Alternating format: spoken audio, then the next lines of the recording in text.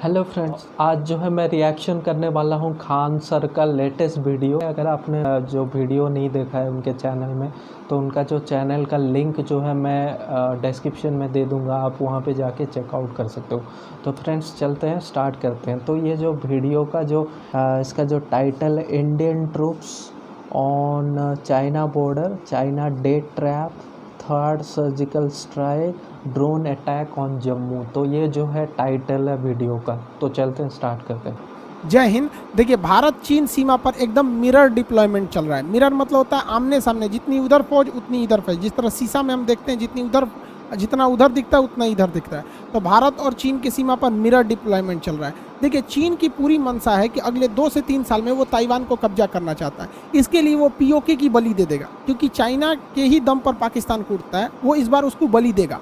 और हम देखते हैं कि जो अभी ड्रोन अटैक हुए हैं उसको काउंटर करने के लिए भारत ने कौन कौन से थिएटर कमांड या एयर डिफेंस कमांड बनाए, ये क्या चीज़ यहाँ चल रहा है। देखिए, चाइना कई हद तक वो चाहता है चाइना कि वो अपने पूर्वी साइड में ताइवान पर कब्जा कर ले, लेकिन इधर भारत को वो कंट्रोल करने के लिए, काउंटर करने के लिए लगातार सेना बढ़ा रहा है। क्योंकि चाइना को पता है कि अगर वो इस एरिया में काउंटर करेगा तो ऐसा नहीं है कि ताइवान अकेला रह जाएगा। ताइवान को बचाने के लिए नाटो सेना, अमेरिका, यूरोप जरूर आएंगे यहाँ पर। तो उसके लिए जरूरी है चाइना को कि वो दूर से आएंगे तो भारत यहाँ न्यूट्रल पड़ा रहे, इसलिए भारत को इधर चौतरफा घेरता है। और इंडिया का ऑलरेडी जो है टेंशन चल रहा है, और बॉर्डर के एरिया में चाइना ने भी हैवी डिप्लॉयमेंट किया है, और इंडिया के साइड पे भी मिरर डिप्लॉयमेंट किया गया। और जो है नॉर्मल नहीं हो पा रहा है सिचुएशन। जो लास्ट ईयर जो जून के टाइम पे हुआ था, क्लैश हुआ था इंडिया चाइना बॉर्डर पर, तो उसके वजह से जो है अभी तक भी वो जो है टेंशन है अभी तक बना हुआ है, और वो अभी तक है, नॉर्मलाइज नहीं हुआ है अभी तक। इस एरिया में चाइना अफ्रीका के साइड में तो डिस्टर्बेंस कर ही दिया, साथ में हम लोग यहाँ से पूरी नेवी को इधर नहीं भेज सकते क्योंकि यहाँ पाकिस्तान भी है। वो चाइना के इशारे पर ही यहाँ डिस्टर्बेंस चालू करेगा जब चाइना इधर ताइवान पर अटैक करेगा। तो अभी चाइना क्या है, श्रीलंका को पूरी तरह अपनी जाल में फंसा दिया है। श्रीलंका के कोलंबो एयरपोर्ट को बनाने के लिए चाइना ने इतना पैसा दिया कि ये लोग कर्जा नहीं चुका पा रहे हैं, और अब ये श्रीलंका एयरपोर्ट, ये यहाँ का कोलंबो पोर्ट चाइना जो है 99 साल के लिए लीज पे ले लिया है। चाइना जो है ना, वो भारत को घेरना चाहता है। वो बस हर हाल में चाहता है कि ताइवान को कब्जा कर लेना। इसलिए अगर आप ध्यान से देखेंगे तो वो जिबूती में फंसा रहा है, तंजानिया में फंसा रहा है, यहाँ फंसा रहा है, ग्वादर पोर्ट पे फंसा रहा है। मतलब आप इधर ही उलझे रहिए। साथ ही वो अपनी सेना का डिप्लॉयमेंट इधर कर रहा है, तिब्बत के एरिया। तो चाइना जो है सब देशों के साथ, जितने जो पड़ोसी देश हैं उसके, जो उन सब के साथ जो है उसका टाँका भिड़ा रहता है, किसी के साथ भी पड़ता नहीं है इतना।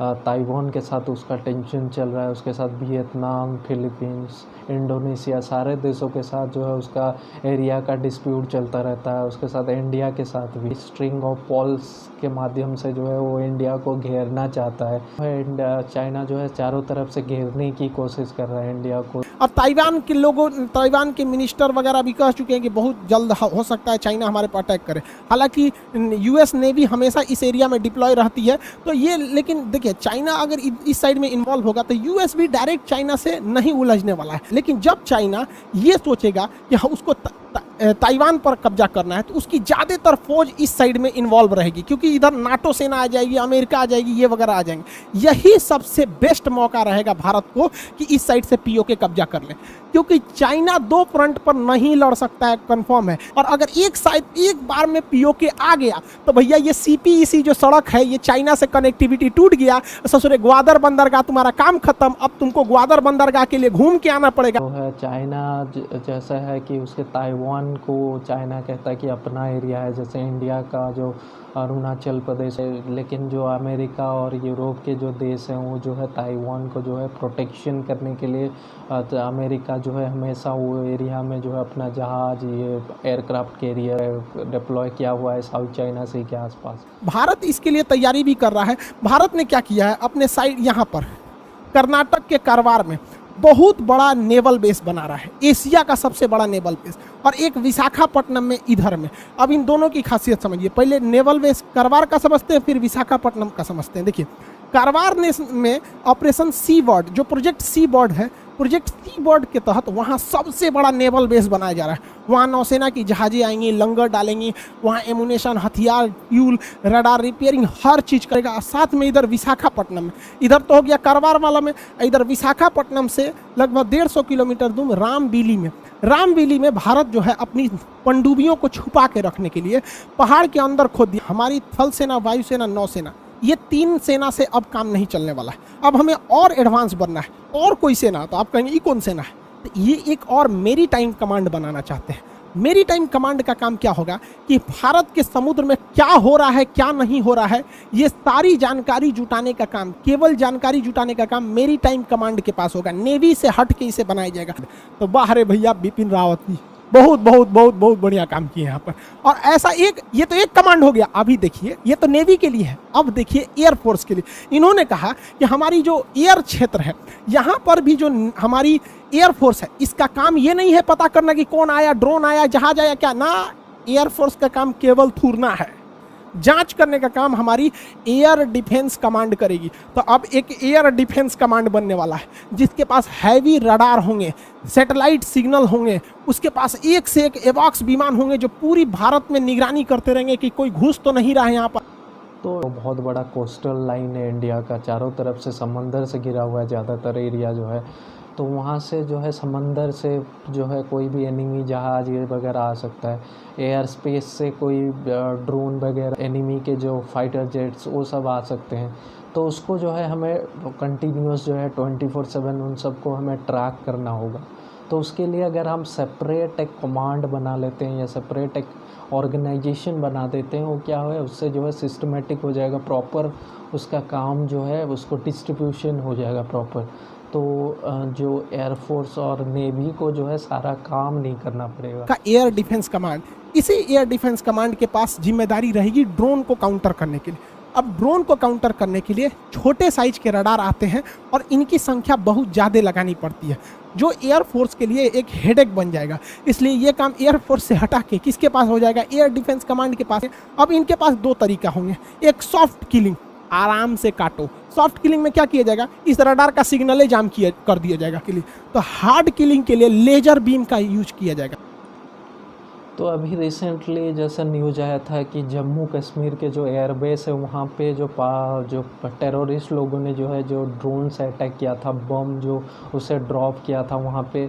हालांकि इतना ज़्यादा वो इंज्योर्ड नहीं होते, कोई ज़्यादा इतना नहीं हुआ था, कैजुअल्टी नहीं हुआ। तो ये जो है फ्यूचर में और भी बढ़ने वाला है, क्योंकि ड्रोन्स जो होते हैं वो कोई भी ऑर्डर कर सकता है थ्रू ऑनलाइन। और ड्रोन्स वगैरह जो, क्योंकि वो जो है बहुत ही छोटे छोटे होते हैं, स्मॉल साइजेस में होते हैं, तो उनको ट्रैक करने के लिए जो रेडार्स होते हैं वो छोटे छोटे रेडार्स लगते हैं, लेकिन हैवी नंबर्स में लगना होता है उसको। हमारा जो सबसे डिस्प्यूटेड एरिया रहता है, मतलब जो हाईली टेंशन वाला एरिया रहता है, वो यही रहता है।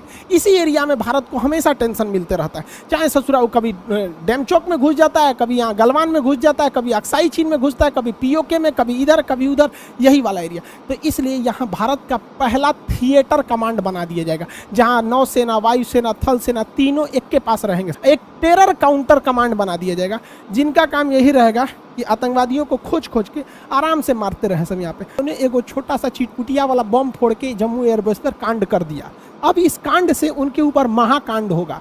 रीजन क्या है कि हम लोग अब 3rd एयर स्ट्राइक करेंगे, अब चाहे सर्जिकल स्ट्राइक हो या एयर स्ट्राइक हो।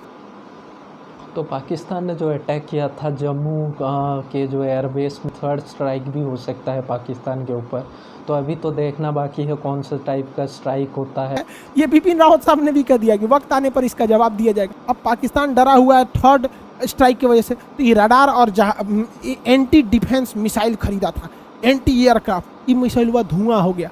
जिस तरह तिरंगा मूवी में नहीं गैंडा स्वामी की मिसाइलें फू फू करके धुआं हो गए, इसमें मालवेयर आ गया है। ये ऐसा खतरनाक है, बटन दबा रहा है तो जो है जी क्या करके जो है जी उसका मिसाइल रह जा रहा है। कौन दिया है, चाइना दिया है। यहाँ पे देख भैया, इमरान चचा तुमको समझा रहे हैं कि ये खुद चाहता है कि तुम लूटे रहो, क्योंकि तुम्हारी हालत जब जब खराब रहेगी तुम इनके पास भीख मांगते रहो।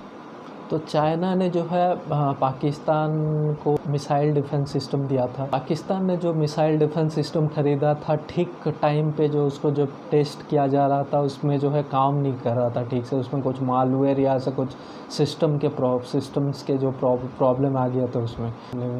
तो अभी जो है उसका कोई काम नहीं है, खाली लेके रख लिया है, उसमें कुछ काम भी नहीं कर रहा, उसका कुछ है भी नहीं काम उसका कुछ, तो पूरा बर्बाद। चाइना पाकिस्तान का कुछ काम का नहीं है मिसाइल डिफेंस सिस्टम में। तो ये जो था जो खान सर का जो वीडियो उसका रिएक्शन।